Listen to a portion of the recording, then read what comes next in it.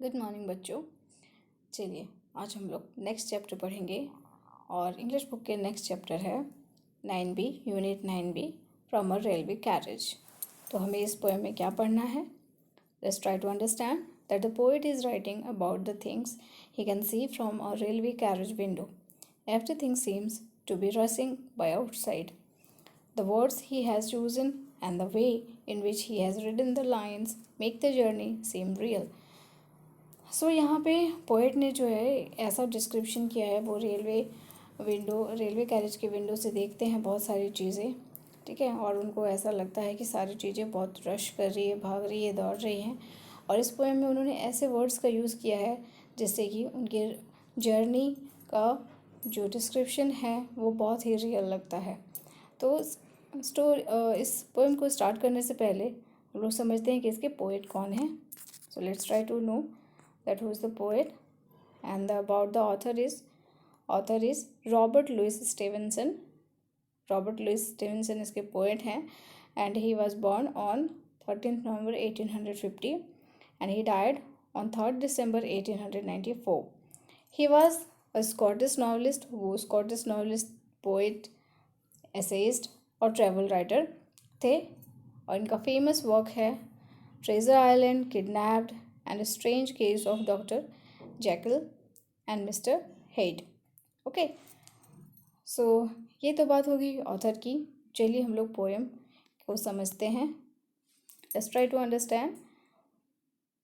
Here we have the first stanza and it says, faster than ferries, faster than witches, bridges and houses, hazes and ditches, and charging along like troops in a battle, all through the meadows, the horses and cattle.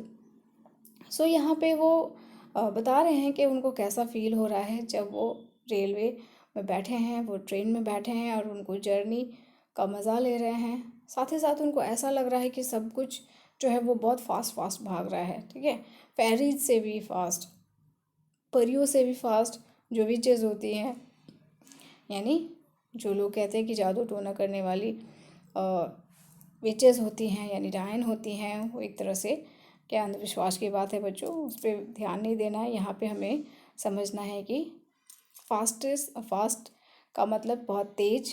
तो उनको ऐसा लग रहा है कि सारे सब कुछ चीज़ें जो हैं वो फास्ट भाग रही हैं. तो कैसे, कितना फास्ट? तो पेरिस परियों से भी फास्ट, विचेज से भी फास्ट, एकदम सब कुछ बहुत जल्दी भाग रहा है. तो क्या क्या भाग रहा है? उनको ऐसा फील हो रहा है कि ब्रिजेस यानी पुल भी बहुत जल्दी भाग रहे हैं, दौड़ रहे हैं. हाउसेस, बहुत सारी जो घर हैं वो भाग रहे हैं. एंड एवरीथिंग मीन्स जो भी उनको दिख रहा है वो सब कुछ भाग रहा है, ठीक है. और ऐसे भाग रहा है जैसे कि लड़ाई में ट्रुप्स जो जाते हैं, यानी सोल्जर्स के झुंड जो जाते हैं, उसी तरह से सब कुछ भागे जा रहा है. Okay, and all through the meadows the horses and cattle. So meadows में, बड़े बड़े फील्ड्स में बहुत सारे हॉर्सेस, बहुत सारे मवेशी सब दौड़े रहे हैं, भाग रहे हैं. बट एक्चुअली ऐसा फील हो रहा है पोएट को, कुछ भी भाग नहीं रहा है. भाग कौन रहा है, दौड़ कौन रहा है? तो उनकी ट्रेन दौड़ रही है, ठीक है. बट अगर आप ट्रेन की सफ़र किए हो तो आपको ऐसा फील हुआ होगा कि सब कुछ दौड़ रहा है, भाग रहा है, पर होता उसके उल्टे है. यानी ट्रेन जो फास्ट भागती है और हमें ऐसा महसूस होता है कि हमारे आँखों के सामने की सारी चीज़ें जो हैं वो दौड़ रही हैं, भाग रही हैं. Okay, so let's move to the second stanza. What it says, you can see here, we have the second stanza and it says, all of the sides of the hills and the plain fly as thick as driving rain, and ever again in the wink of an eye painted station we shall buy. सो यहाँ पे hills, planes, छोटी पहाड़ियाँ, बड़े बड़े खेत, बड़े बड़े मैदान, सब कुछ ऐसा इतनी जल्दी, इतने फास्टली भाग रहा है जैसे कि बहुत मूसलाधार बारिश जिस धार से, यानी बहुत गहराई से, यानी बहुत फास्टली, और बहुत बड़ी बड़ी चीज़ें जो हैं वो उनकी आंखों के सामने से भागे जा रही हैं. जैसे पलक झपकते ही सब कुछ गायब हो जा रहा है. साथ ही साथ जो है कुछ स्टेशंस भी आ रहे हैं और वो भी बहुत जल्दी ही उनकी आंखों से ओझल हो जा रहे हैं. Okay, this is the description of second stanza. Let's try to understand what we have in the third one. Here is a child who clambers and scrambles, all by himself and gathering brambles. Here is a tramp who stands and gazes, and there is the green for stringing the daisies. Okay, तो यहाँ पे और वो क्या क्या देख पाते हैं खिड़की के बाहर, ट्रेन की खिड़की के बाहर वो क्या देखते हैं, दैट एक बच्चा है जो कि लड़खड़ाते हुए चल रहा है।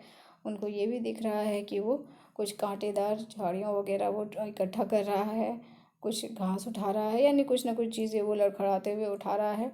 उनको एक ट्रैम भी दिखाई दे रहा है, जो आवारा लोग होते हैं जो आपने देखे होंगे अपने स्टेशन के बाहर या फिर अपने घरों के अगल बगल।